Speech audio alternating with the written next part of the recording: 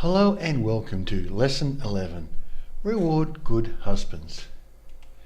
Dear ladies, today's lesson is a short lesson. Just kidding. I was going to say, well, it could be very short if women would just listen to older, experienced, quality men like me, men who have been the epitome of good husbands. However, women have shown very great reluctance to listen to me these last 6 years, so I will make this a little longer and include some interesting personal stories in the lesson to engage you into thinking about what it means to reward good husbands by pointing out what not to do to good husbands. As is my way, let me share with you the story of how not to treat your loving husband. This story always gets a good laugh from men because they simply cannot believe I put up with this sort of garbage. So sit back, relax, get a cup of tea or whatever. There's some good stories coming up. In 1992-93, there was a severe global recession. I was working for IBM at the time. I was 28 in 1992. I had moved from software development across to sales and marketing at IBM because it was my opinion that the IBM Australia International Software Development Lab would be closing down due to the collapse in quality of work because of pandering to women. It turned out that I was correct in my prediction and that this would happen. I was very fortunate not to be among many of my old colleagues who were laid off in that area. However, in sales and marketing at IBM, things were tough too. In the period 1990 to 1994, IBM globally shed 150,000 jobs. It went from 450,000 employees to 300,000 employees. IBM was in serious trouble and revenue for large systems dried up in the recession. We all knew that IBM was going through tumultuous times and that our jobs were no longer safe. One of the very proud boasts that IBM had in the past was that they'd never laid anybody off. IBM consistently used about 10% of contract staff as contractors who were paid slightly above the rates the IBM staff were paid, and this was sold to IBM staffers as the buffer that was needed in good times so that in the bad times the contractors would not have their contracts renewed and it was possible to manage the workforce a little more flexibly with this 10% or so buffer of contract staff. I had bought the line, "We will never lay anyone off who is performing well and doing a great job." So we had our alleged children in 1991 and 1993, both born in May. When Joshua was conceived, it was still true that there had never been any involuntary layoffs at IBM. But in December 1992, while Jennifer was pregnant with Joshua, everything changed. IBM announced a global reduction in force and people were made offers to leave IBM with a package. Very ominously, IBM management announced that if enough people did not take the voluntary package, then all options were on the table. We all knew this could mean only one thing. The next round of layoffs would not be voluntary. The mood change at IBM was astounding. People were shaking their heads and wondering just how badly the wheels had fallen off. I got my offer, but there was no question of taking it. I had 3 children and 1 on the way and a large mortgage to pay. When you have 3 children, 1 on the way and a large mortgage to pay, you don't take a package. It doesn't matter what it is. You keep your job. So Jennifer also worked at IBM. There was not even any discussion. I was going to stick it out and do my best and make sure that I was in the top tier so that I would not be cut at the end of 1993, which we all thought was very likely coming. Pretty much everyone working at IBM in Australia in 1993 was absolutely aware that if business did not pick up significantly, then targeted layoffs were going to happen at the end of the year. We were very clear that people would be rated and scored and the best would get to keep their jobs and the rest would be asked, quote asked, to leave with a package as some form of compensation, i.e. you don't have a job here anymore. That's what asking meant. And we knew this was coming. So Joshua arrived in May 1993, planned, but now my job was on the line. Jennifer's job was safe as she was on maternity leave from May through to the end of 1993, and it is simply not possible to fire a woman who has been on maternity leave. I mean, that would have the discrimination police out in force, right? So I explained all of this to Jennifer. She had maternity leave when Josephine was born and was on leave again now. Joshua was with us. With the new higher mortgage that we had by moving house in 1992, it was not possible for me to cover family expenses out of just my salary. We went to the bank and borrowed some more money while Jennifer was on maternity leave. The bank was quite fine with that, since it is expected that in the period a career woman takes off for maternity leave, there is need for slight adjustments to a 25-year mortgage. I mean, that's all standard and normal. We went backwards at a rate of about $1,000 Australian per month in the months Jennifer was on maternity leave, and that too was expected. Her net salary after taxes and deductions in those days was about 1,800 Australian dollars. So it was clear that without that $1,800, we were going to go backwards, and everyone was supportive of us in that situation. After all, it was only for 1 year, right? We would only be about $12,000 worse off at the end of the year of her maternity leave, right? How wrong I was. So that sets the scene for the story I'm about to tell. Myself and all my colleagues are pretty sure that there will be targeted redundancies at the end of the year, 93. We all know we're going to be competing for a smaller pool of jobs. We know that we have to cooperate and collaborate during the year and not make any effort to undermine anybody else. We know that we have to do our best, and those who do not make it will not be based on those who do not make it will not make it based on merit and not any arbitrary situation. So now, with 4 children at home and a wife on maternity leave, my priorities were very simple and very clear. I had to keep my job, right? Women talk about the right to work and the choice to work or be a stay-at-home mother. Us men know we get no such choice. If we wish to have a family, we know our choices are work hard or work harder. I had been unsuccessful in selling the software that I specialised in during the previous 2 years, and I felt that only success in selling this software would save my job at the end of the year. So I decided that the best way to keep my job and provide for my family was to work my ass off in selling this software and doing great work for the account managers. We had one deal we worked on at the 5th largest bank in Australia. The head office was clear across Sydney, and the commute was about 90 minutes each way to get there by train. I was living near a train line. I would leave home a bit after 7 a.m. and getting home at midnight. IBM would not pay for a hotel room because the client was in my home city, and with 4 children to feed and a wife on maternity leave, the idea of paying for my own hotel room was absolutely not an option, as you can imagine. At my train station near my home, there was a taxi rank, like most train stations, and I lived about 1 kilometre from the station, and so the cab fare was at the time $5. But we were going backwards at $1,000 per month, so rather than get a cab, I would walk home. Jennifer, having the children, claimed that she was tired by midnight and needed to be in bed, and so she was not willing to pick me up from the taxi rank. So walking home at midnight it was, to eat my dinner, get to bed by 1 a.m, to be up at 6 a.m, to do it all again the next day. At least she would drive me to the train station at 7 a.m, right?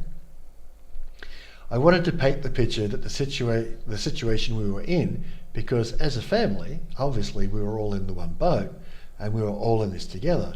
I was the breadwinner, with the global economy in severe recession, and IBM looking like laying people off. Keeping my job was the priority. Jennifer's priority was taking care of the children and the house. So imagine my surprise when one night I dragged myself into the house at midnight, tired, indeed exhausted, and looked for my meal to eat, and it's not in the refrigerator. Where's my meal, I wonder? So I go and wake Jennifer and ask her where my meal is, if not in the refrigerator. And she replied as follows: "Your meal is in the dog." We had a dog called Phoebe. "Your meal is in the dog." And I looked at her and said, "What? I don't understand. What do you mean my meal is in the dog?" And she said, "I do not like you coming home late like this. You have to spend more time with me, so I am punishing you. I'm going to feed your food to the dog every night you are not home by 9 p.m. That's what she said. and, and I was just so tired I could not even raise an argument. And I just said, let me get this straight. You are not working, you are home with the children, as you wish to be. To pay for all this, I have to work. It looks like people will be fired at the end of the year. Your job is safe, but mine is not. And you think it's a good idea to punish me for working too hard to provide for my family. Have I got this right? I don't remember saying, have I got this right? Is this what you're actually telling me? She said, very good. That is exactly correct. If you're not home by 9 p.m, your dinner goes to the dog. And I was so tired, I just went to the kitchen and made a cup of tea for my dinner. Had a shower, crashed into bed about 1 a.m. with the alarm set for 6 a.m. You see what I mean when I say, if you just listen to what Jennifer did and do the exact opposite, you'll be a pretty good wife. Okay. So the next night, same deal, no dinner. And this continued on all month. I finished up working on that account and was coming home from the city office. One of my friends also lived nearby and got off at the same station. He too was planning children, and he too was working his heart out to make the cut. So we used to travel home on the train together and arrive home about midnight. His wife was a nurse and they did not have any children. They were wanting to have children in the future. They didn't have any children yet. And so my friend was kind enough to then drop me at my place and save me the 1 kilometre walk from the station each night. But each time I got home, there was no dinner for me. I would make myself a sandwich for my dinner and shower and go to bed. And next to my oh so loving wife, who was feeding my dinner to the dog. Now you have to understand, our dog Phoebe was only a small dog. Feeding her the food for a grown man, I mean, I'm a grown man and this is a small dog, right? Feeding her the food for a grown man was abusive of the dog. And dogs do not know how much food is good for them, and if you put food in front of them, they'll eat it, even if it is too much food for them. Dogs are not very smart like that. It's like, oh, well, the food's here, I better eat it. And so it was with Phoebe. She put on a lot of weight from the excess food, and in the end, she snapped the cruciate ligaments in both, not just one, but both her hind legs. She snapped the cruciate ligaments. I went along to the vet to discuss what to do with her. To me, it was obvious. The dog was in so much pain and the recovery would be so difficult and painful that putting her down was the only option that would save the dog so much suffering. Jennifer wailed and howled like one of the children had died. Right there in the surgery in front of the vet, I turned on her. I attacked her viciously in a verbal barrage that had the vet wincing. I pointed out to her that what a terrible wife she was, feeding my dinner to the dog, and in her attempts to spite me and be cruel to me, she had now so abused our pet that she had effectively killed the family pet out of spite. That's what I said to her, right in front of the vet. And the vet didn't know which way to look. He was like, okay, better stay out of this, says the vet. So Jennifer did what Jennifer always did. She put on the waterworks and begged and pleaded and promised to reform and promised to do better. If only you will let me save Phoebe's life, I will be the best wife. I'll be the wife you always wanted. The whole story. So I relented. We agreed to pay for the surgery for Phoebe and attempt to save her life and rehabilitate her. The vet told me that the dog was going to be in severe pain for some months, and that she would have to be put on a very severe diet while she was immobilized to lose the weight. He warned me that the dog was going to have a very bad 3 months and be in bad humour, by which he meant that she might be dangerous to our children, and so we would need to keep a very close eye on her with the children. So, to really get this, dear listener, I want to make the point. The cost of the surgery for the dog was $500 Australian dollars at a time when we were going backwards at $1,000 a month. I had walked past the cab rank night after night after night to save $5 per walk. $500 for the dog's surgery would have saved me 100 nights trudging home in the cold, the rain, the sleet, and even the occasional decent weather. I had walked home every weekday night through the entire winter. and I was not getting less from my friend until October, which was well into spring.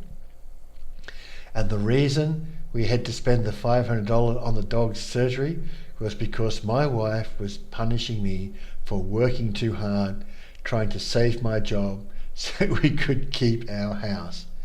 Is it any wonder, I later said to her, you love your dog more than you love your husband, and that is a total disgrace, and that is not what I signed up for. I most sincerely hope you like that story, because when I tell men the story about my wife fed so many of my dinners to the dog that it snapped the dog got fat and snapped the cruciate ligaments, and then we had to pay $500 for surgery for the dog, which was 100 trips in a taxi getting home at night, and I'm walking home in the rain and the sleet, and I could have had 100 trips in a taxi. Men find that pretty amusing. But with that, that's 16 minutes, so we'll take a short word from one of our sponsors. And welcome back, and thank you for coming back. So I've just explained the story of our dog, Jennifer, feeding my dinner to the dog, and the dog getting fat and snapping its cruciate ligaments. So it's me saying you love your dog more than you love your husband, and that is a total disgrace. That is not what I signed up for. So, my dear ladies, if you want good husbands who will work 15 to 18 hours a day to give you a good home for you and your children, then you are best advised to treat them better than the family dog. Again, it beggars belief I have to say that, but you probably want to treat your husband better than the family dog. You are best advised to reward such husbands, not punish them for their hard work, as Jennifer did to me. If you do exactly the opposite of what Jennifer did, then you would be a much more attractive wife to a quality man like me.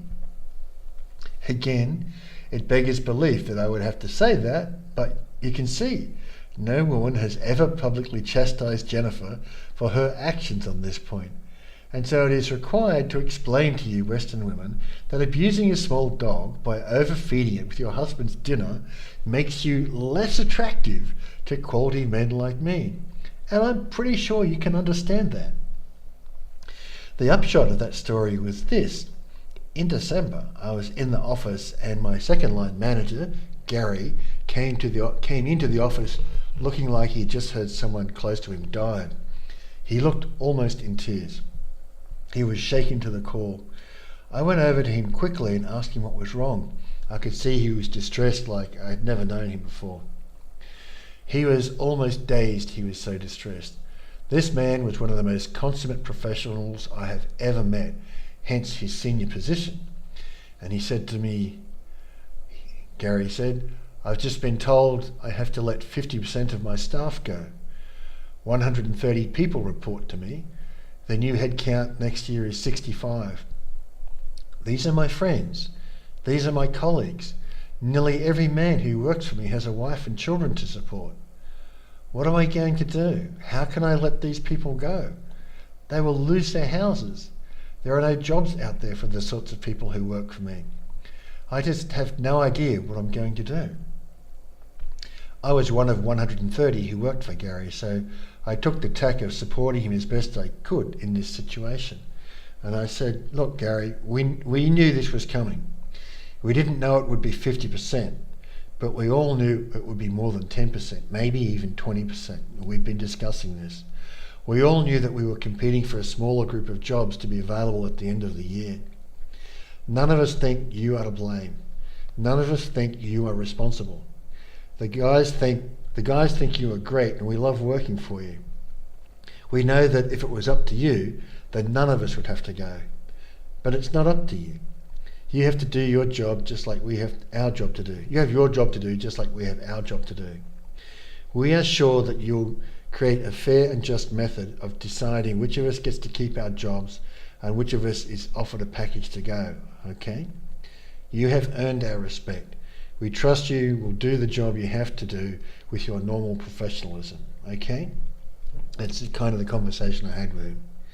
He was still stunned, and I don't know if he took it in very well, And over the next week or so, he devised a voting scheme where he asked the account managers to vote for the people they wanted to keep the next year. My understanding was only the account managers got a vote, since they would be held accountable for their quotas the next year. I was told that not even the branch managers got a vote, just on-quota account managers.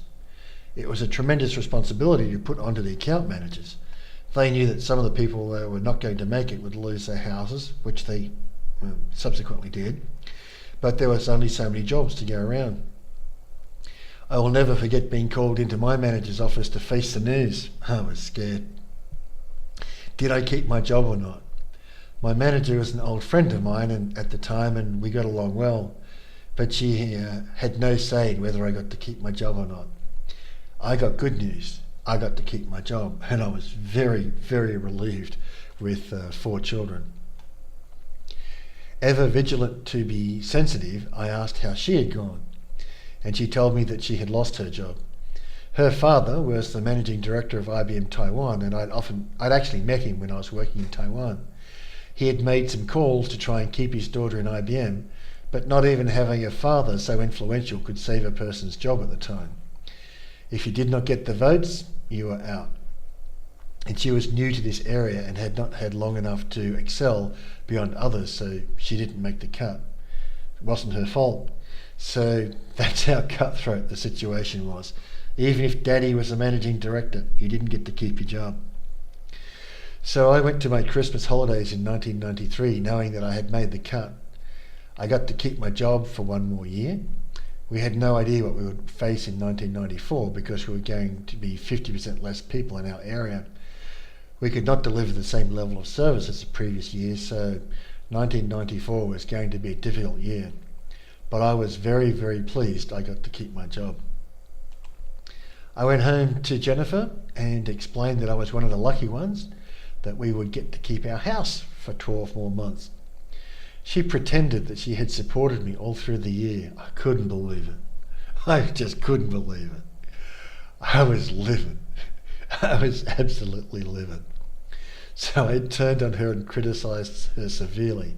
I said to her words to the effect, "The fact that we get to keep our house for 1 more year, we get to keep your children in the school I worked so hard to get your children into by buying this house, that we get to live in the lifestyle to which we have become accustomed, has absolutely nothing to do with you.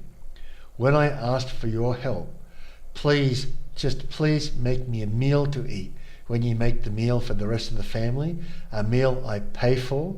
You fed my dinner to the dog. You even made me pay the price of her surgery paid for by me walking home in the rain and the cold all winter while you were asleep in your warm bed. You are a terrible wife. You are a terrible mother, and you did not support me one little bit all year long. You ought to be ashamed of yourself, but you are not, and you are already not living up to the promises you made me to make the decision to save Phoebe's life. I do not even know how you justify how you treat me to yourself. I really don't. I did not know who you are, but you are not the woman I fell in love with. I would never fall in love with a shrew like you are today." That's what I said to her. She was suitably chastised, but not enough to actually start helping me, as you will see from the next set of stories. As I said, ladies, if you do the exact opposite of what Jennifer did, you will be a much more attractive wife to quality men like me. Now, many men I talk to cannot believe the story of Jennifer and the dog, feeding my dinner to the dog, such that the dog snapped both cruciate ligaments in the back legs. They think that's a pretty amazing story. That's pretty funny, actually. Especially the bit about walking home in the cold and the rain all winter while Jennifer slept in a nice warm bed.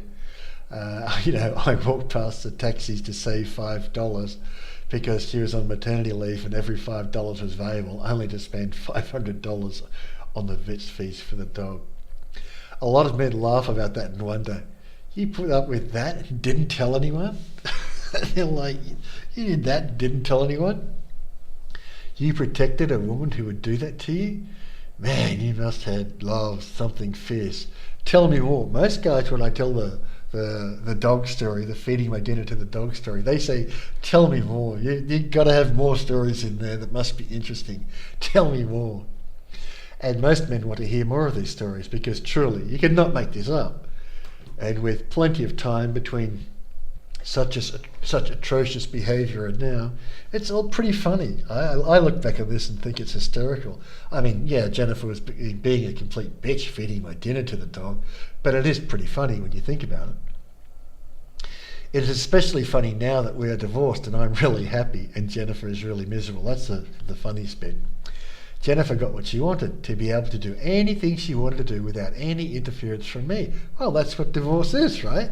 She doesn't have any interference from me in anything she does anymore. Only trouble is she doesn't have any of my income either. And she's now obese, she's poor, she's miserable, and it's going to get worse for her. I'm going to make sure it's going to get worse for her. Me, I'm happy, healthy, and soon to come into quite a lot of money to make my life easier. My living conditions are better than they have ever been my whole life. I've never had it so good. So to continue the story and to point out to you, dear lady, what you should not do and the sort of behaviour you should condemn, we ended in late 1993 and I had managed to keep my job when 50% of the people in my peer group at IBM lost their jobs, about 80% of whom were married and more than 70% of whom had children. Some of my colleagues lost their houses out of that situation. You would think that Jennifer would have learned her lesson when I told her that news. But no, she was determined to be bitch from hell and things were to get worse. So in May 1994, I had a visitor from overseas and I was hosting her. Her name was Michaelin. Anyway, we were working, the working day was coming to an end and we were discussing what to do for dinner. Michaelin suggested it might be nice to ask my wife to join us. So I called Jennifer at her IBM desk number. It must have been 4 p.m. or so. There was no answer at her desk, so I checked her online calendar, and it showed she had not been in all day. Her boss was a man named Greg, and he was my old mentor. So we were good friends. I gave him a quick call to see where Jennifer was, as the calendar should have shown her activities for the day. Greg was also bemused. He said that she had not been in all day and had not called in sick as per regulations if she was sick. So he suggested I call home and then let him know what was up, as he was now concerned for her well-being. I call home and Jennifer answered the phone and I ask her if she's ill or is there a problem. No, she's perfectly okay. So I ask her why she's not at work. She tells me, I don't want to go to work anymore, so I'm going to stay home with the kids. You can go to work. That's what she said, words to that effect. And just like now, I laughed and said, sure, I understand. There are days I don't want to go to work either. But we have a mortgage and we have children to pay for. So I put my big girl panties on and I go to work. And you have to do the same. So you'll be back at work tomorrow. And she said, no, I won't, and you can't make me. And I'm serious. I don't like working anymore, so I'm not going and there's nothing you can do about it. You can't make me go to work. By this stage, I'm like, okay, look, you signed a mortgage. That is a promise to pay a mortgage. Your children go to a better school because we signed a mortgage to get the house near the best school we could afford a house next to. That's what we did, remember? That mortgage requires you to go to work. You have to live up to your signature just like I have to live up to my signature. End of story. And she says, no, I never said I was going to pay my share of the mortgage. Just because I signed the mortgage documents, that does not mean I have to pay it. It just means I own half the house. You are the man. You can pay the mortgage.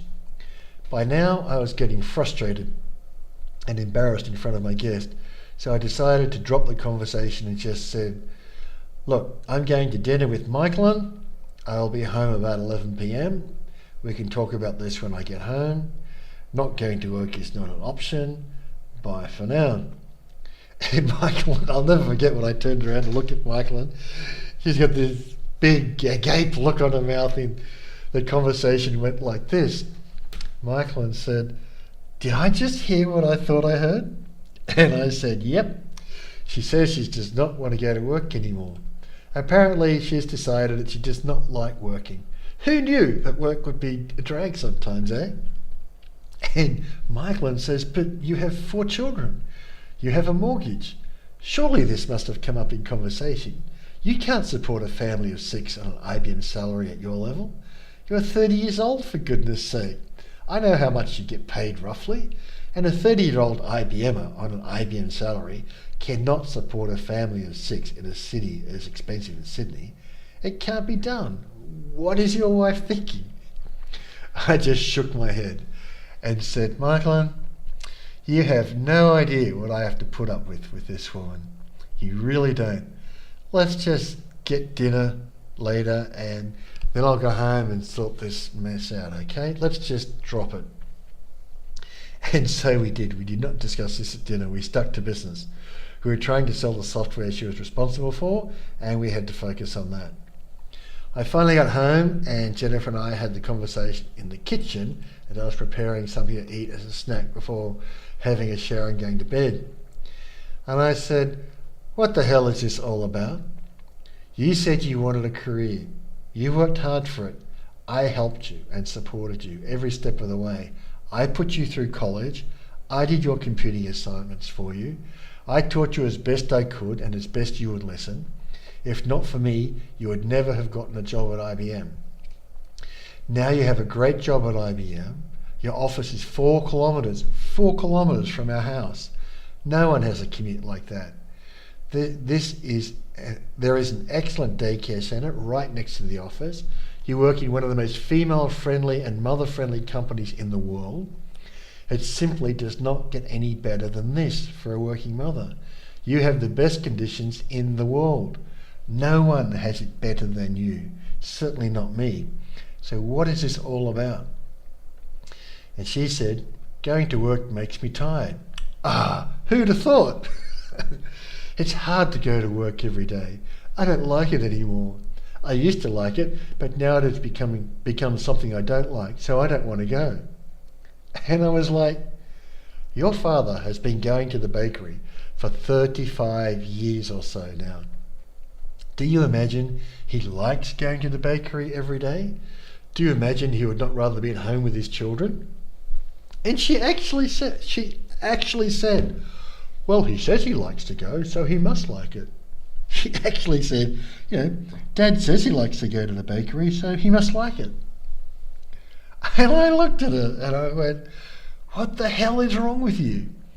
Of course your father says he likes going to work. If he said he didn't like it, he would be called a whinger and a whiner and told he has responsibilities to his children.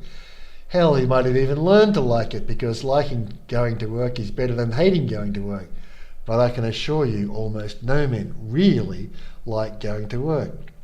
It is what we have to do to feed our families. And you women said you wanted to come into the workforce. You saw what men had to do at the steelworks. You saw men died working there. 3 men died in the 2 weeks you were at the steelworks. Do you think those men liked working in a dirty, hot, dangerous place where they might be killed?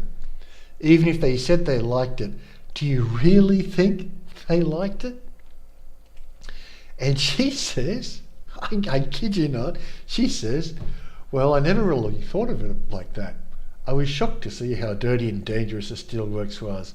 I was shocked to learn that men are killed there on a regular basis.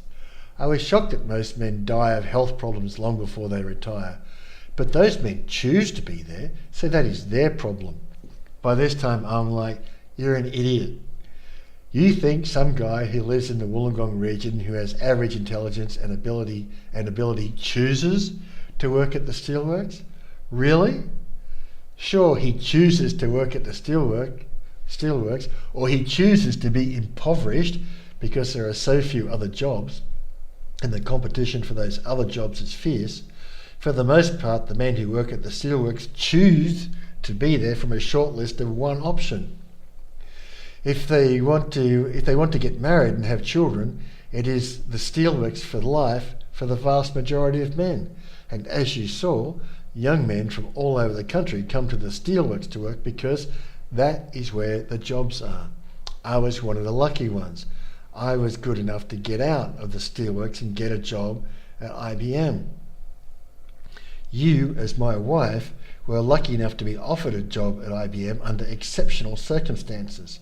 You are not good enough to get a job at IBM on your own merits. You needed my assistance to get you your job. You have a job that hundreds and thousands of other women would die for. And with that, we're just on 19 minutes in this section, so we'll take a short break for a word from one of our sponsors. Hello and welcome back, and thank you for returning. We're just in the middle of this story about working for a living. And I said to her, my grandmother got up at 4 a.m. in the Wagga winters and walked to my school and mopped the floors for our 9 a.m. start every day, for God's sake. You think she would not have given her eye teeth to have a job like yours?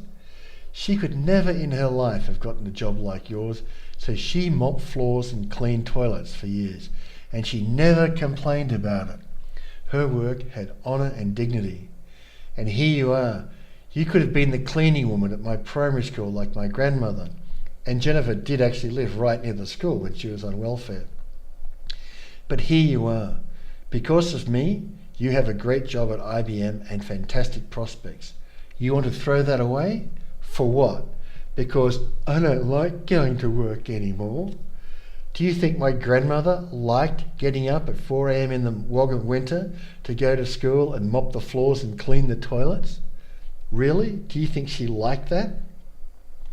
And Jennifer said, well, no, but be that as it may, I do not like working anymore, and I'm not going to, and you can't make me go to work. You are not the boss of me, so I'm not going. And I said, Jenny, as I used to call her, just by way of explanation, Jennifer hates it when I call her Jennifer. So that's why I'm referring to her as Jennifer. When we were together, I always referred to her as Jenny. I said, Jenny, you signed the mortgage contract. That means you agreed to pay your share. You know how much I earn. You know we went backwards at a rate of $1,000 per month when you were on maternity leave. You know the bank will not allow us to go backwards each month with no credible plan to earn enough money between us to pay the mortgage.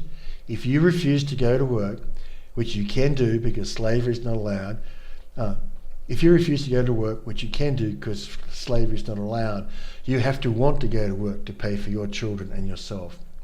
Then we will lose our house. I cannot pay for our expenses on my salary. For a man who is 30, I make excellent money, but it is not nearly enough to pay for a family of 6. If you refuse to work, in all likelihood, we will lose our house. All the work we did to get it will be lost. Your children will not be able to go to the best school. You will be depriving the children of the best educational opportunity you can afford them. So I'm tired, I'm frustrated, and I am angry at you. I have told you over and over again, you are a terrible wife. I have told you that you are not the woman I fell in love with. I have told you that I dislike your attitude and your actions to me. You fed my food to the dog, for God's sake. You renounced your religion, for God's sake. What is this? More shit you want to start just to make my life difficult? What is this bullshit even all about?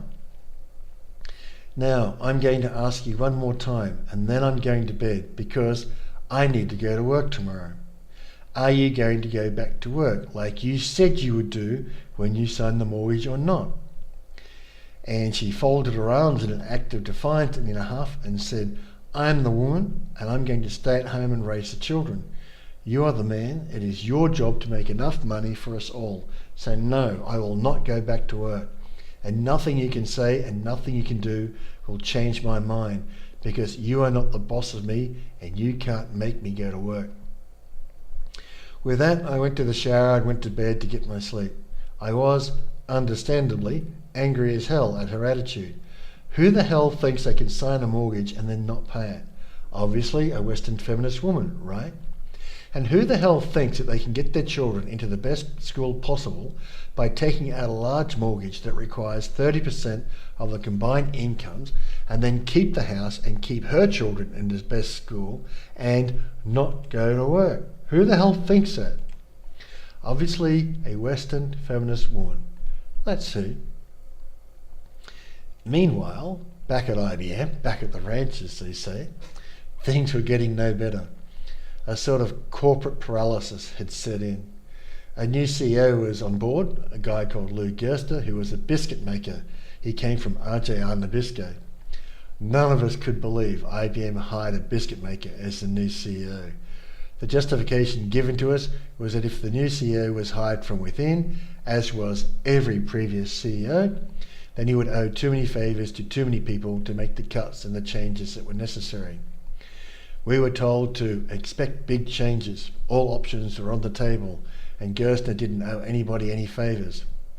He would do what he felt was best, and that might look pretty strange to us long-term IBMers, and I can assure you it did.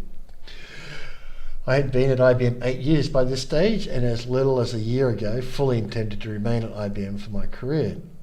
In late '93, I had an experience where I thought that one day I would have to leave IBM, and that was in the back of my mind. But where to go? No other company was going to pay me more than IBM. I was earning more money than anyone else I knew who was 30 years of age, and as far as I knew, I was the top earner from the 69 people who started with me in 1986.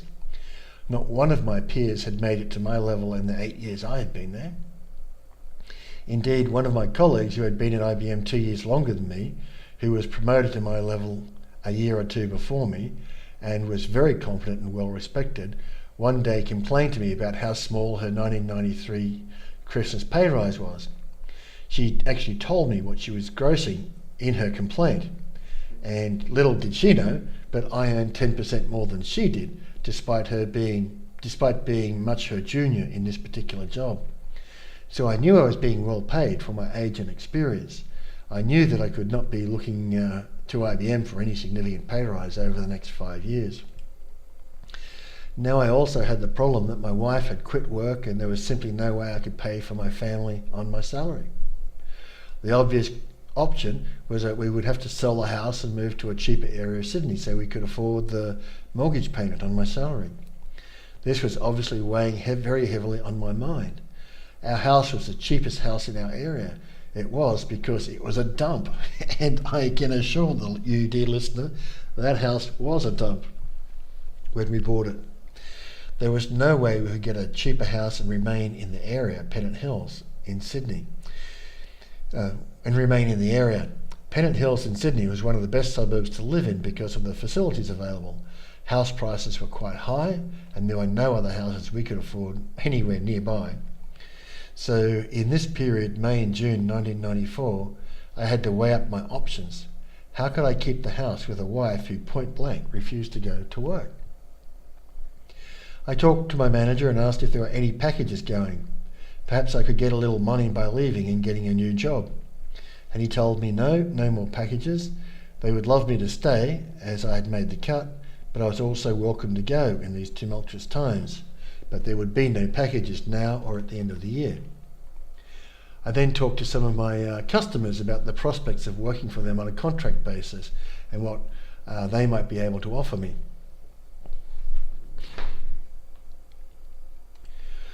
One of my customers was the third largest insurance company in Australia. My customer was named Colin, and he has remained a good friend over the years. He actually ended up working at IBM. When I sounded him out about a job, he said, how much do you need? And I told him I needed a minimum contract of 1,000 hours at $60 per hour so that I could have a buffer for the next 6 months while I worked out what to do. I had been billing $125 an hour as an IBM consultant to them over the last 5 years. So $60 per hour was a very reasonable rate in their eyes. Obviously, IBM takes most of the $125 per hour, right? So he said, stay right here, I'll be right back. And he went off to see his boss and asked him if he would sign the contract if all could be organised. His boss gave him the green light and said he would need a letter from the account manager saying that IBM was okay with him offering me a contract. If IBM would assure him that my approach to them was approved inside IBM, they would welcome me with open arms. So I went back to the branch manager and sat down and explained my position, and his name was Bruce. And he also had one child, as I recall. We were quite friendly and I respected his opinion a great deal, and he had spoken well of me publicly to help me keep my job in late '93. I absolutely owed him a personal conversation if I was thinking of leaving. He knew that some of my peers were now losing their houses. He knew that there were difficult times ahead for many. After I explained that my wife simply refused to go to work, and this meant I would have to sell my house or leave IBM, he grimaced. He understood exactly where I was. And he said words to the effect, "Look, Peter, you are a great talent. Everyone here respects you. You work so hard and you perform above what could be expected from your level and your age. There are only a few in the group as good as you, and very few are willing to work as hard as you.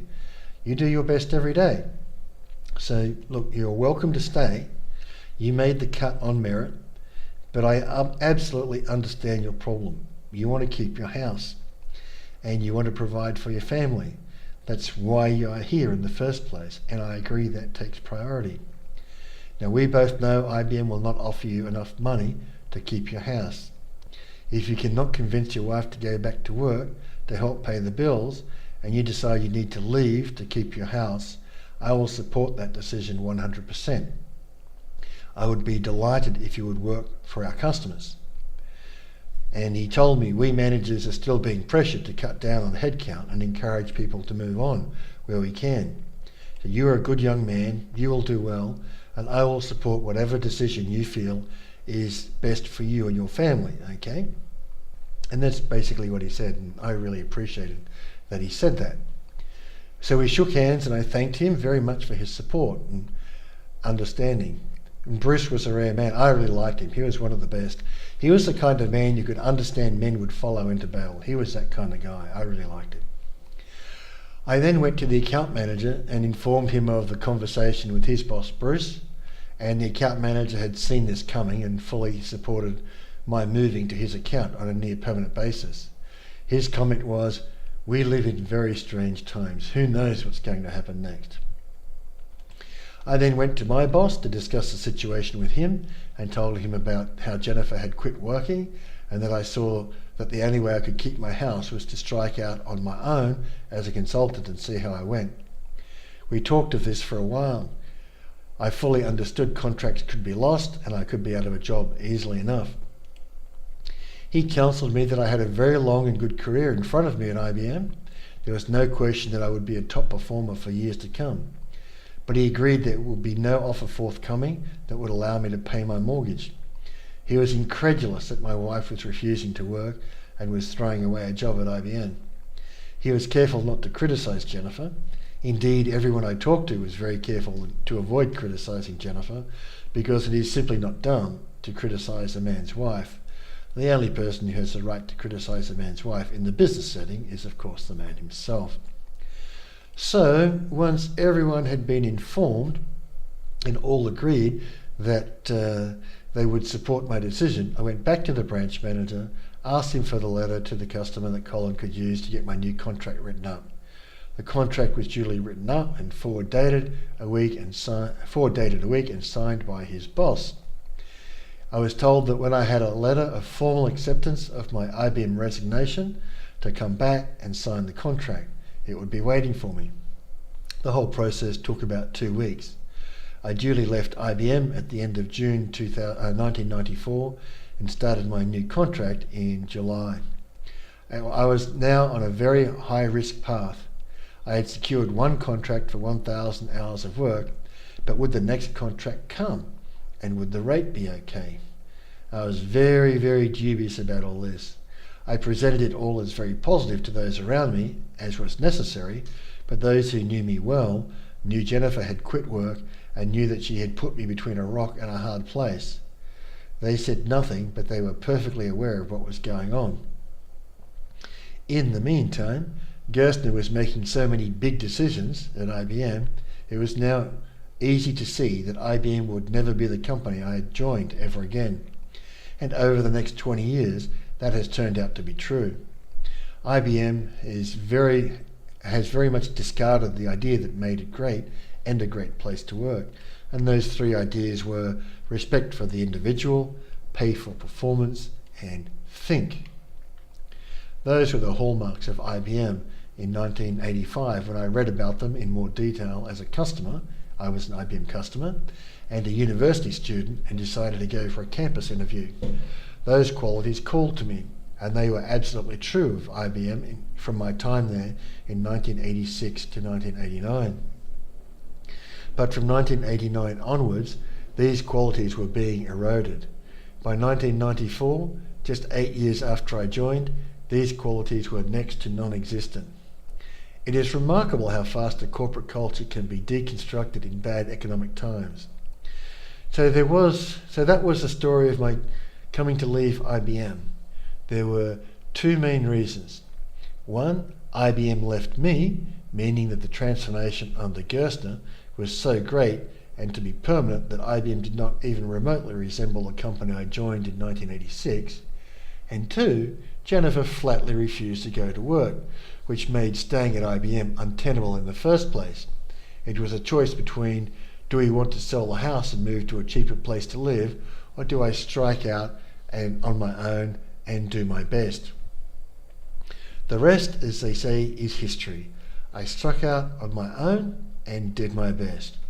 And on just under 16 minutes, I think it's time to take a word from one of our sponsors. And thank you very much for returning. The contract that I had signed was approximately double my IBM income. To earn 60,000 gross for 1,000 hours of work was about double the rate I would earn at IBM, given the average working year at IBM was about 2,200 hours for me. So for a young man to double his income at the age of 30, coming out of a good paying job at IBM, was a remarkable achievement. But could it be sustained? I had already been through 2 recessions, so I was well aware that the slowly warming economy of 1994 was absolutely no guarantee that I would be able to continue to secure contracts. Many of my colleagues who had lost their jobs at the end of 93 still did not have a new job in July 94. Some of them had to leave the IT profession altogether just to get a job at all. Some were sticking it out in the IT profession, hoping to get back in when times were better. So you, my dear reader or listener, would think that my efforts would be rewarded, right? You would imagine Jennifer would be over the moon that I was able to generate the circumstances that could single-handedly pay for her and her children. You would think that she would start to show me some of the respect I had earned as the highest paid man in my profession at my age in the whole country, as far as I was aware. I was not aware of anyone else who was my age who had a contract like me. One guy, Chris, who was well above my level of ability, and I have absolutely no qualms in saying that he was brilliant, and he was a few years older as well, had secured a very good contract with his IBM client at the end of 1993 when he took his package. One of my peers had struck out with 2 of his friends just a few months earlier, but they were still struggling to get contracts. So apart from those 2, no one I knew from IBM had landed such a long-term, well-paid contract. But no, according to Jennifer, this was to be expected. When I came home with the contract and showed it to Jennifer, her reaction was merely a casual, "See, I knew you could do that. You just needed a little push, that's all." Talk about, you want to slap this woman. Talk about that. A little push. You characterise quitting a job at IBM and placing the full burden of providing for a family of 6 in Sydney and all the stress that goes with that, a little push. This is how you describe that? I said, "You are a selfish, self-centered, greedy bitch, Jenny. I didn't sign up for this. You are damn lucky I love you and know that you can be better, or I would have divorced you by now. Now we have 2 little ones. You think you can ride roughshod over me just because you know you can use my love for my children as a weapon against me. And that is one of the most despicable things I have ever seen you do. And I want to make sure you are absolutely, totally aware. I know this is what you have done." So ladies, the lesson of that story is simple.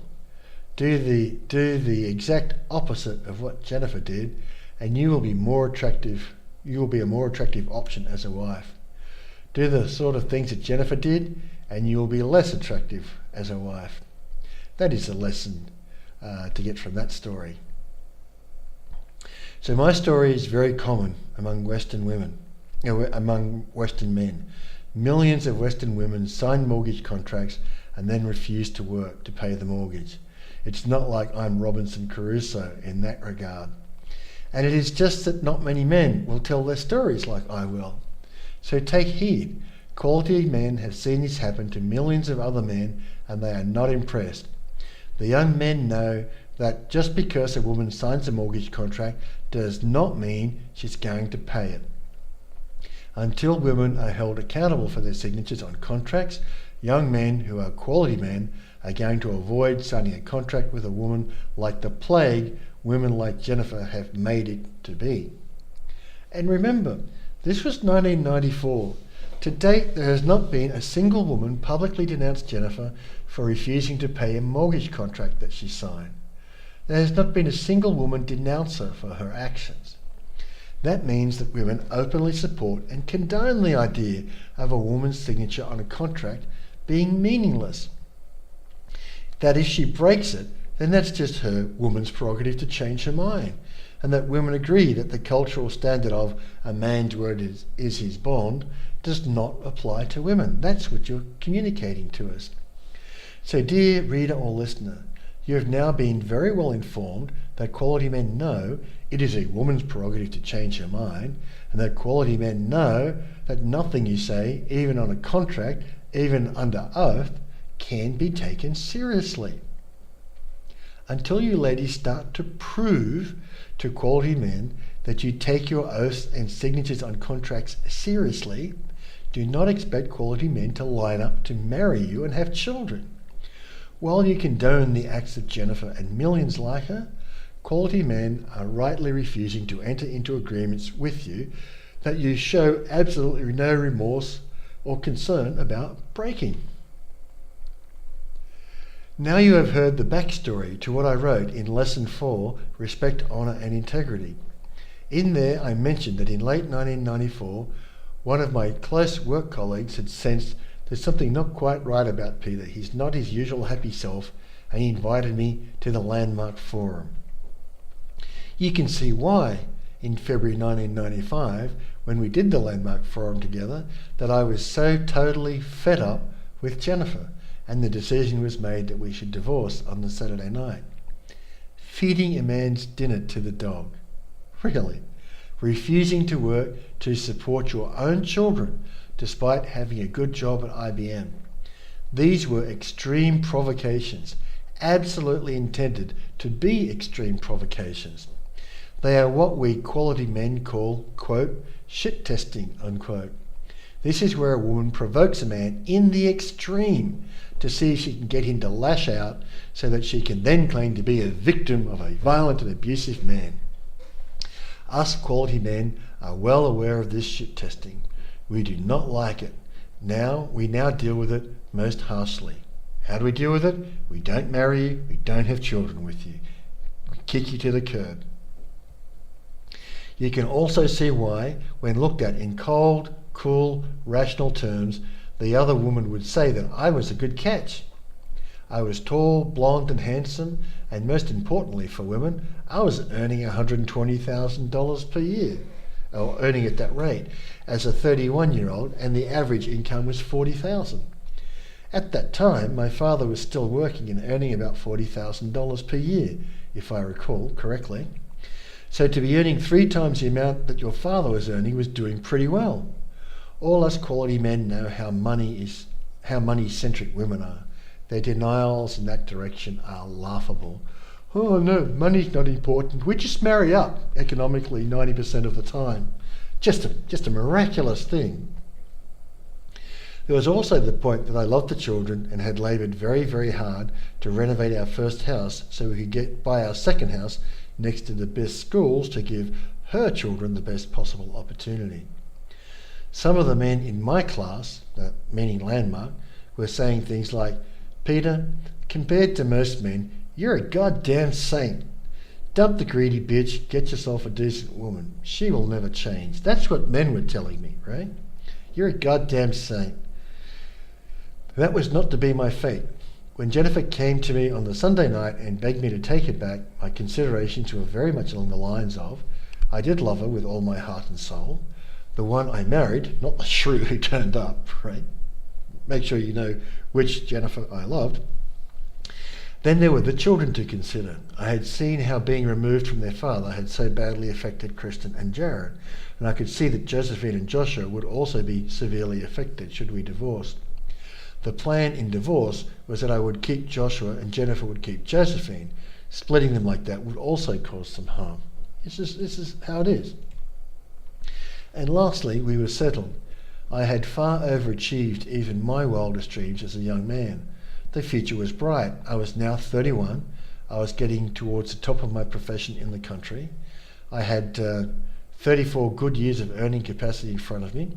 The days of struggling so hard were now falling behind me. I was starting to become confident in the future and my ability to gain great jobs and great contracts in the future. My business area was starting to grow and large companies were starting to talk to me. And so I took Jennifer back on the Saturday night of the Landmark Forum. One can argue it was a mistake, but it was my fate that I did so.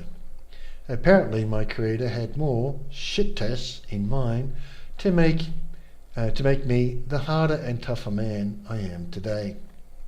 Jennifer was the world shit test queen, as you are about to read.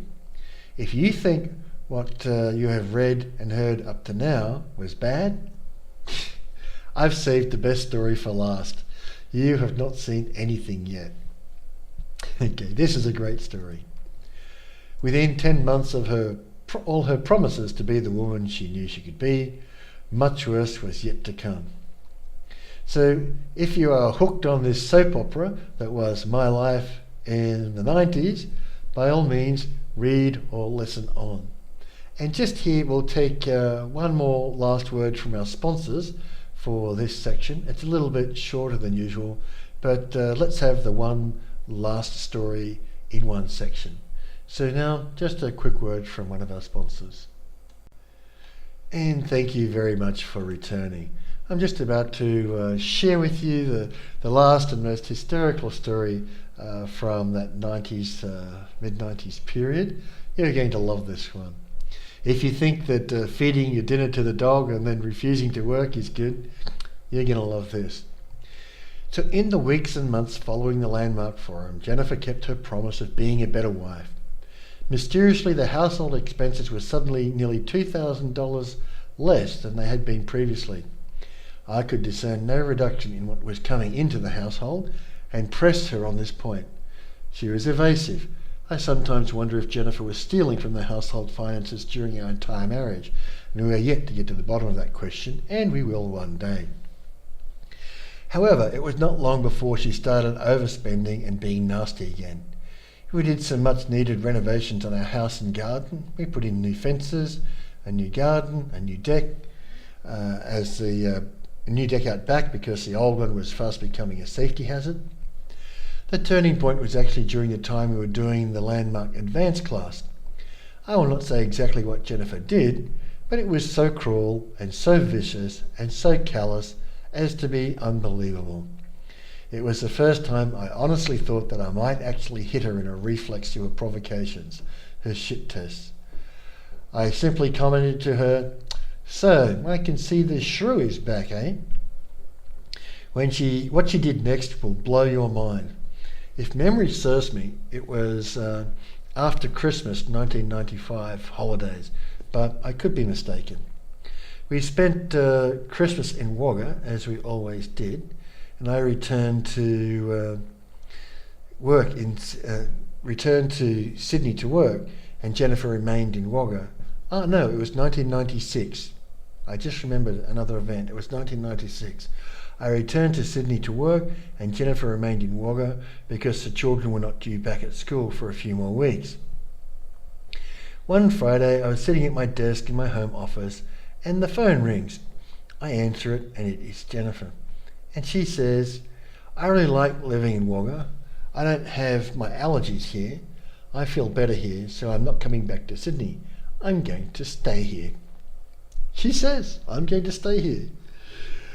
Honestly, I thought she was joking. Not even Jennifer could be so stupid as to imagine that she could simply decide to move to a town 500 kilometres away and for this to be somehow paid for me when we have a house with a mortgage in Sydney.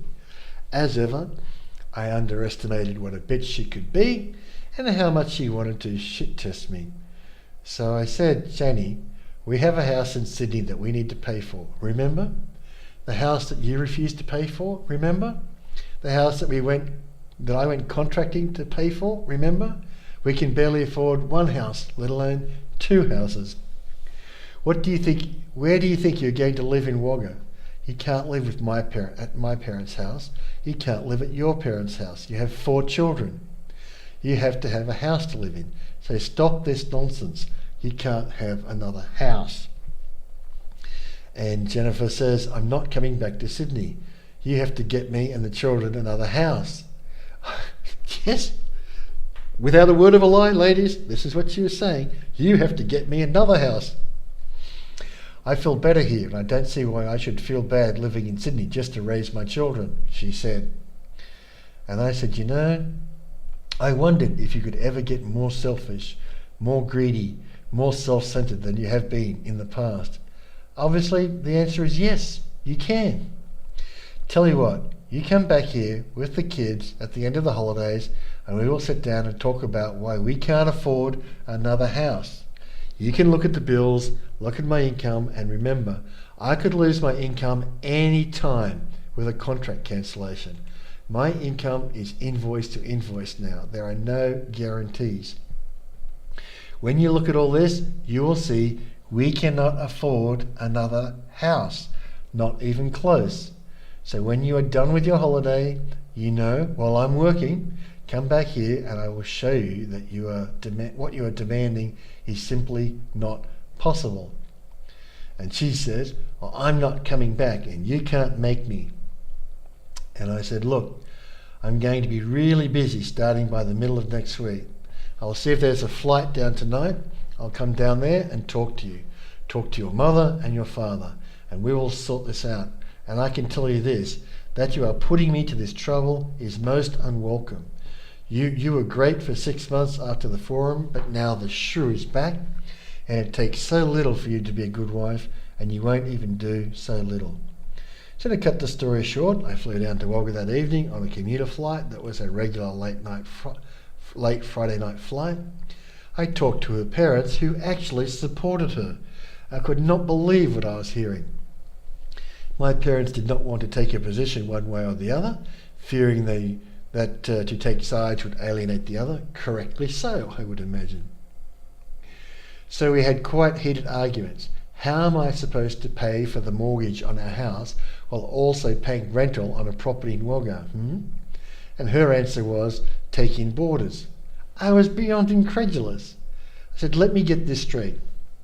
I worked my ass off for 5 years renovating our first house, weekend after weekend, so we could afford to move to a better area with better schools for the exclusive benefit of you and your children, because I don't get any benefit from living in our new house. It's no better for me. I was more comfortable in our last house.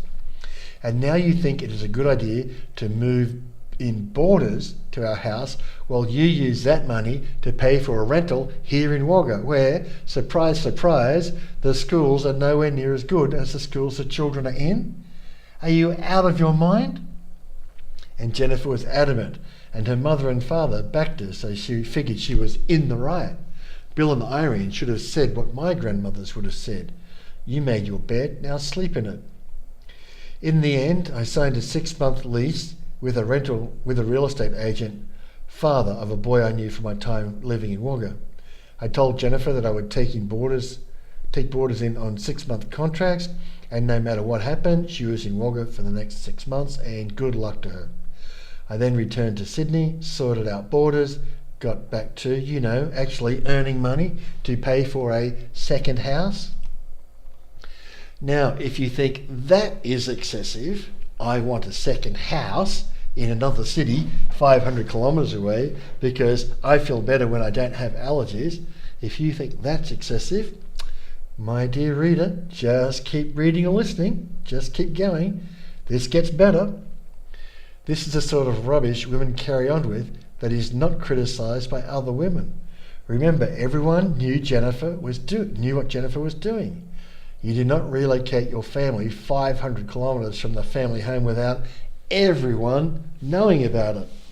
But as we all know, Western women are beyond criticism, right?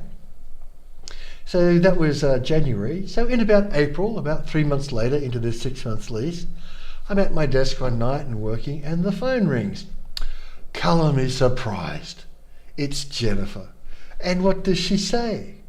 She says, I talked to the school in Pennant Hills today.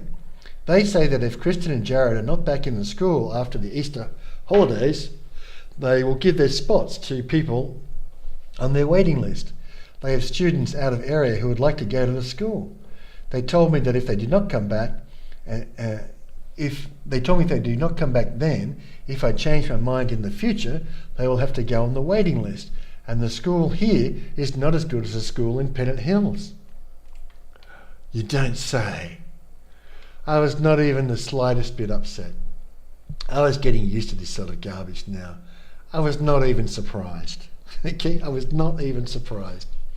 So I said, so for some reason you did not realise that the best public school in Sydney was better than the worst public school in Wagga. This comes as a surprise to you. And yes, the school that she put her children in Wagga, was the worst public school in Wagga.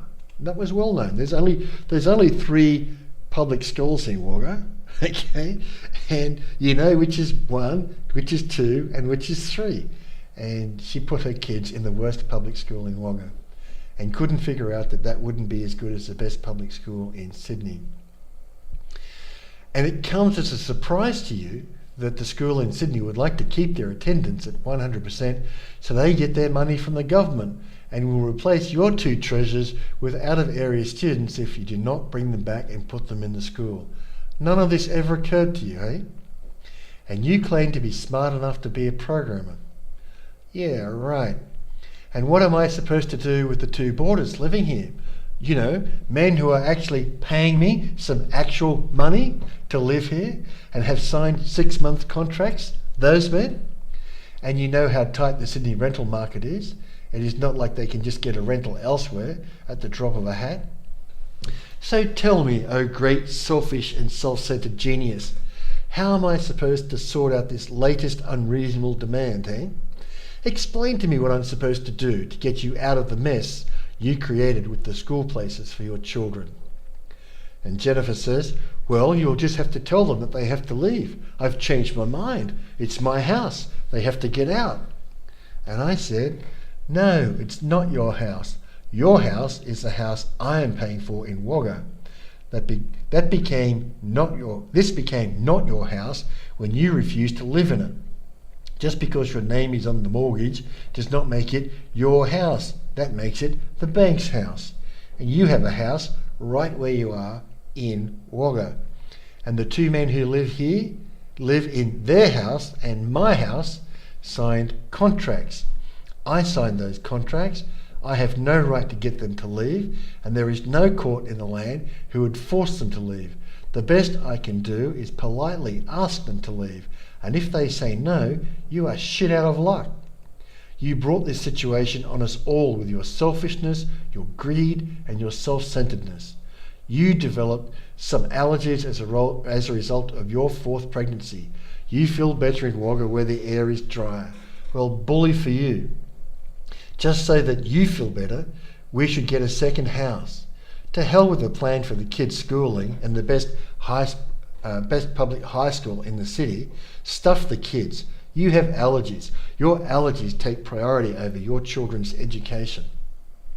Stuff the fact that I've worked my ass off for 5 years to be able to move from Seven Hills to Pennant Hills. Stuff the fact that I had to quit my job at IBM to pay for this house because you refused to work. You have allergies.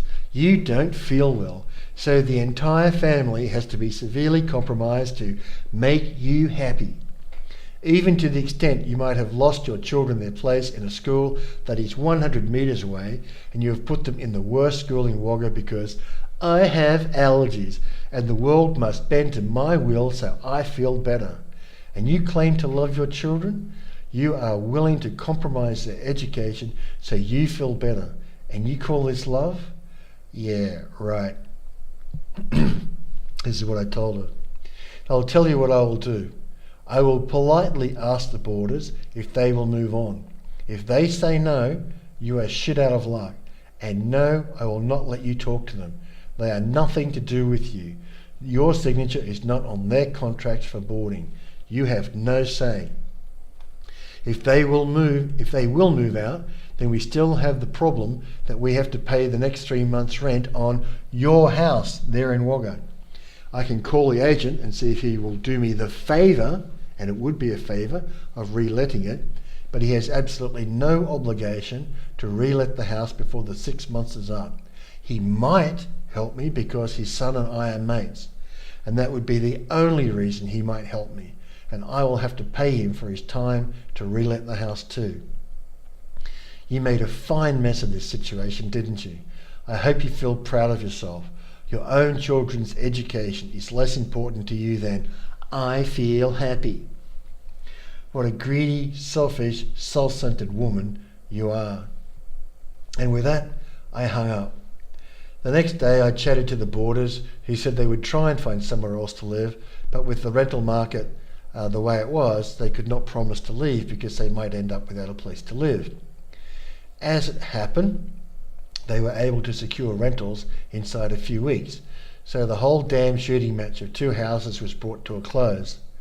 My friend's father was able to relet the house in Wagga, and I gave him some money in consideration of his help that was entirely unwarranted on our part. When Jennifer and the children came back to settle in the family home, I talked to Jennifer and laid down the law. And what I said went something like this. And with this, we'll just do one last word from our sponsors before we go through this last piece about what I said to Jennifer when she arrived back in Sydney. So a quick word from our sponsors. And welcome back, and thanks very much for joining us again. Just up to the piece where, having created this whole problem of 2 houses, Jennifer has returned back to Sydney, and I'm going to have my first conversation with her now that she's returned back to Sydney. And it went like this. Firstly, you are to shut up. I'm not interested in anything you have to say. I'm doing the talking here. You are doing the listening. Have I made myself clear? And she nodded. And I said, your behaviour as a wife and mother is beyond disgraceful. You are bordering on negligent of working in the best interests of your children. We talked in 1989 about your children and the school they were at Seven Hills. We knew that the local high school was not a great school. We talked about how, if it was at all possible, we needed to get your children into a better high school to give them the best opportunity in life. We discussed and agreed that the high school your children, did I mention they are your children? The high school that your children would go to would have a huge influence on their opportunities in life. So we agreed that we would both do all we could to get into a position where your children would have the opportunity to attend the best public school we could get them into, because we would not be able to afford private schools for them. So I busted my ass to renovate our first house. I busted my ass to secure this house for our second house. And I busted my ass to keep it when you refused to go to work to pay the mortgage you signed. And then, what do? Oh, I have the sniffles. I've got some allergies. I'm going to throw away the benefit of the best school in Sydney for my children because putting up with the sniffles is too much to ask of me. You don't even have to go to work like millions of other people with the same allergies you have. Do you have any idea of how low my opinion is of you? What about our children? What about our children? Are you going to put yourself above the best interest of our children too? Are you going to be greedy and selfish and self-centered and lazy and compromise the opportunity for our children like you were so ready to compromise your children? No need to answer that question because you have already answered it. You have demonstrated to me in spades, beyond all doubt, that you are so selfish and so greedy that you put yourself and your own "I want to be happy" in front of your children, which means that you will have absolutely no problem doing the same in the future to our children. Do you have any idea how disgusted I am in you as a mother? Do you have any idea how much I regret having children with you? Do you have any idea how much I wish right now that I had not married you, that I did not bring these children into the world with you as their mother? Do you have any idea how concerned I am for the welfare of my children now that you have revealed to me just what an incredibly bad mother you are? All that bullshit pretending you did during our courting years of how much your children meant to you and how you always put your children first and how you would do anything for your children. What a litany of lies. What bullshit.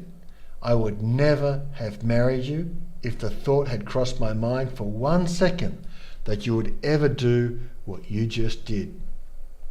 What you just did was the most disgusting, disgraceful act of self-interest and selfishness I have ever witnessed from any woman ever. I have never seen any mother act as disgracefully as you have acted these last 4 months. Not even close. Now you know what my opinion is of you. It could hardly get worse if you tried. And I guess I had no idea how disgracefully she was going to act in divorce when I said that. I told her, you have lost my respect. You can work at regaining it if you like, but from here on in, I will expect the worst of you because for sure and for certain, you do not wish to be the best that you can be. You do not even wish to be a good mother to your own children. By expecting the worst of you, I will not be disappointed. There is little you could do worse than put the education of your children at risk. Given you were willing to do that, what else might you be capable of? Who knows? But I can assure you, the high hopes I once had for you are gone. You have destroyed them. What you do now is up to you. As you told me when you stayed in Wagga, I can't make you do anything, and I can't. And you love me so little that you don't care to do anything to even help me. Now I hope you are suitably chastised. If I were you, I would take a good, long, hard look at myself to see just what a shrew you have become. I then simply turned and left the room and let her ponder over what her husband had told her. To be told to your face by your husband that if he had any idea that she was capable of doing what she just did, that he never would have married her and never would have brought children into the world via her, was as big a slap in the face as I could muster. And she deserved every little bit of it, because that is exactly the correct thing to do. That she later went on to put herself and what she wanted in front of the best interests of Joshua and Josephine is now a matter of record. She said so in her own words. That said, and I'm quoting, "I see how I have enrolled them in my stories about you to their detriment," talking about Josephine and Joshua. Meaning she knew she was lying to the children about their father and that it injured the children. But apparently this is perfectly okay by all the women around Jennifer. Western women just like you, dear reader. Apparently lying to children about their father so as to poison their minds to him and alienate them from him, and to viciously, cruelly, callously manipulate children into an emotional dependency on the mother so she can use the children as her own private welfare system is perfectly okay by 99.9% plus of Western women. Because that is exactly what Jennifer did to her 4 children, and this is now being put into the public. Now, dear ladies, my dear readers or listeners, you are very well advised to ask yourself the question, should you reward good husbands and fathers like me? Or should you continue to lie about them, slander them, persecute them, and try and shut them up in public? Because I can tell you this, dear lady, it is impossible to shut me up. I will tell you, Western women, what it is you are doing wrong, what it is you are supporting that is so repulsive to quality men, and I will tell you this from Germany, where you would be hard-pressed to find any women at all, who would condone Jennifer's actions. That 99.9% plus of women in the West condone Jennifer's actions, and 99.9% plus of women, just a guess, who live in Germany, no matter where they come from, condemn her actions most vigorously, tells you that it is not a matter of sex. This is a matter of character. Women who live in Germany have the character trait that they wish to be treated on an equal before the law basis to men, for the most part, in my experience. Naturally, that is a small sample set. It's just women that I've talked to and women that I've met and men who've talked to me about these subjects. Women who live in the Anglo-West have the character trait that they wish to be treated as above the law. They should be able to get away with perjury, kidnapping, extortion, theft, and child abuse. After all, these are rights, right? Forget thou shalt not bear false witness against thy neighbour. Forget about thou shalt not steal. Forget about honour thy husband. Those are all such old and outdated notions, right? Western women are beyond such notions because they are modern and progressive. Ideas of observing the rights of men, ideas of rewarding good husbands, they are so old-fashioned, right? And then you women ask, where did all the good men go? Well, this one went to Germany, where he has made a new life for himself that is better than almost any man could possibly create for himself in any Western country. Why? Because I do not have to worry about false allegations from greedy, selfish, vindictive, cruel, vicious, self-centered women who are just out after easy money.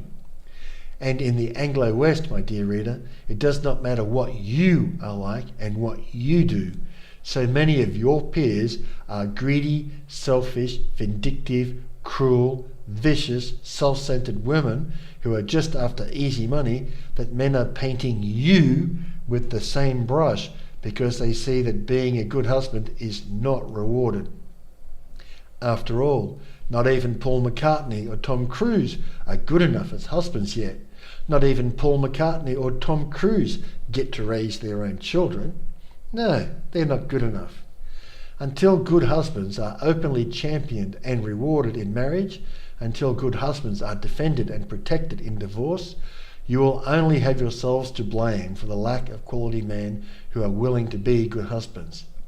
The players, the thugs, the losers, the violent wife beaters, the men you remind us exist every day of the week, the men you falsely call quality men like me, by all means, marry them.